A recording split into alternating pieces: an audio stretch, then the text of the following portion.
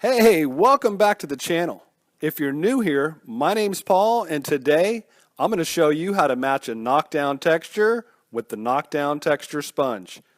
In part 3, how to repair a water damaged drywall ceiling.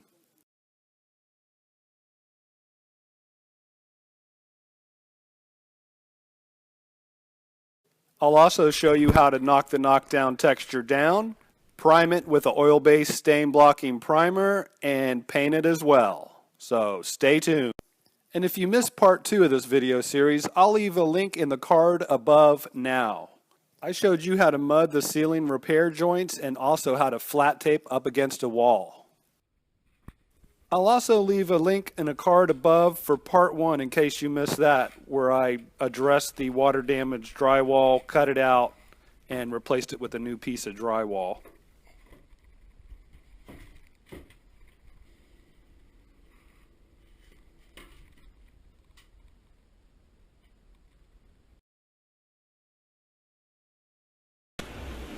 Alright, so I got the mud up on the ceiling, second coat.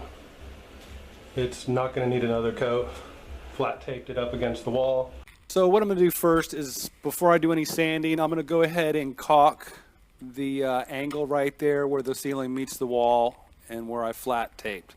I cut a nice small angled hole in the caulk tube. You don't want to pile up the caulk, you want to maintain that corner. So you don't want to fill it full of caulk, just a nice tight bead. Make sure it's a paintable caulk. I like to take a wet rag, wet my finger, and just push it in and pull. Wipe it, repeat. Want to keep it nice and clean. Now once the caulk dries, I'll go ahead and sand it, but I like to put that caulk in first so there's no sanding dust or anything, so it gets a real good adhesion.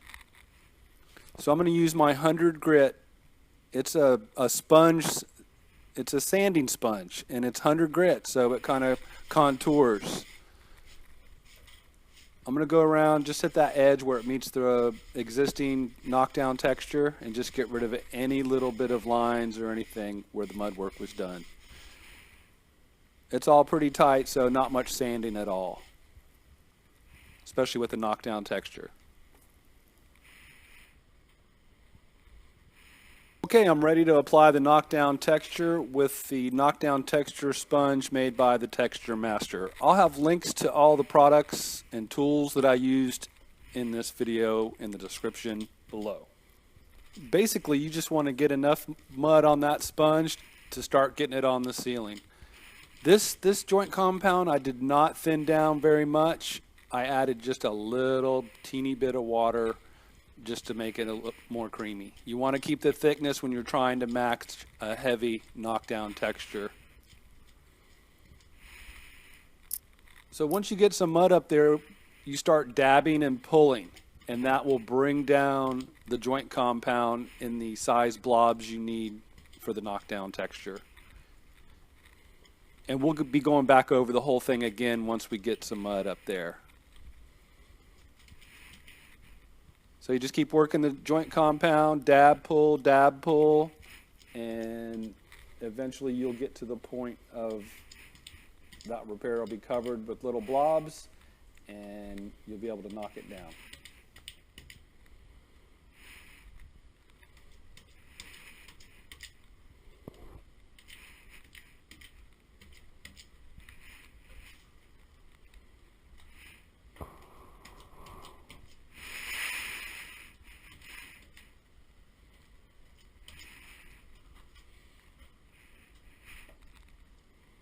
Okay, so now I'm getting some joint compound on the edge of the sponge just so I can get up in that corner real good.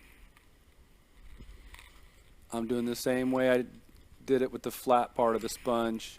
Just dab and pull, dab and pull. You can watch the texture start to happen. Of course, you'll still need to knock it down once it's set up for 10 to 15 minutes after you've finished applying the knockdown texture. I get a lot of questions of what brand joint compound I use, so here it is. It's a USG all-purpose joint compound. The 5-gallon buckets have a dark green lid. So I finished applying the knockdown texture with the knockdown texture sponge, and this is what the texture looks like before I knock it down.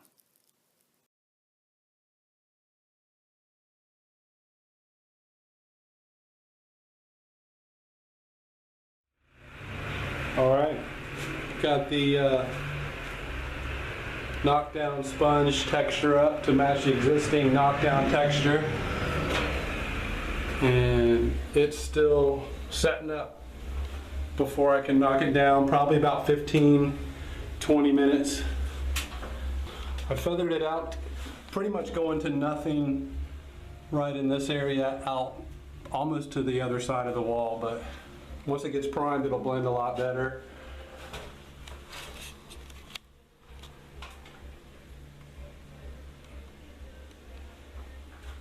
So I'll check back in after I knock it down. All right, so for knocking down a texture, I like to use an acrylic knockdown paddle. A taping knife will work, but the acrylic seems to glide a little bit better over the texture when it's wet. You can use a wet rag to wipe it off, or a taping knife to wipe off the excess texture mud. So you don't want to keep going over it. You just want to wipe it down, and you'll probably do another initial knockdown after it's dry a little bit. But if you see texture mud building up, just wipe it off with your wet rag, and that'll help it glide better.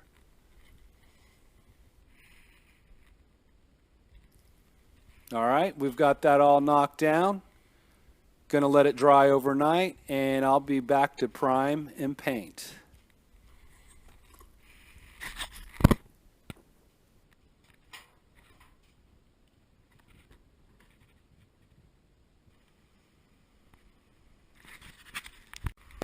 All right, it's the next morning, and everything appears to have dried nicely.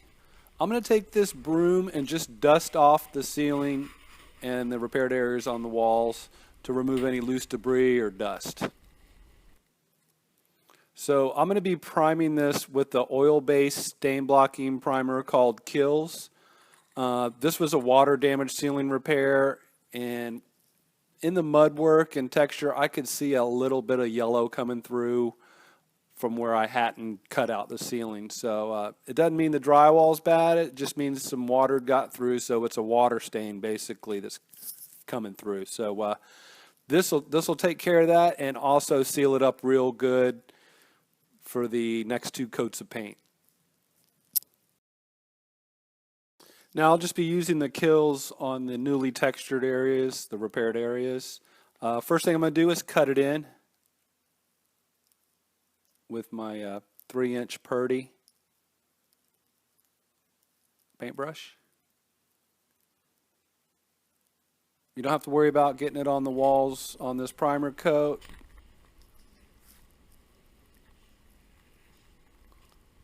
Now you do want to wear a respirator or have a good ventilated room, because the oil-based stain blocking primer has a pretty good odor to it. It goes away after it dries, but while you're doing it, wear a respirator.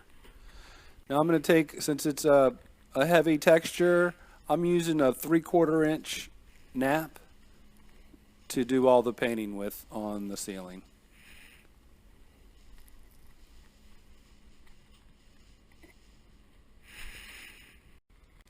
Okay, the primer's dry, and I've already first coated the ceiling with the ceiling paint, and I already first and second coated the walls. Then I cut in the ceiling again for its second coat. Lastly, I'll be rolling with a 3/4 inch nap the second coat of ceiling paint.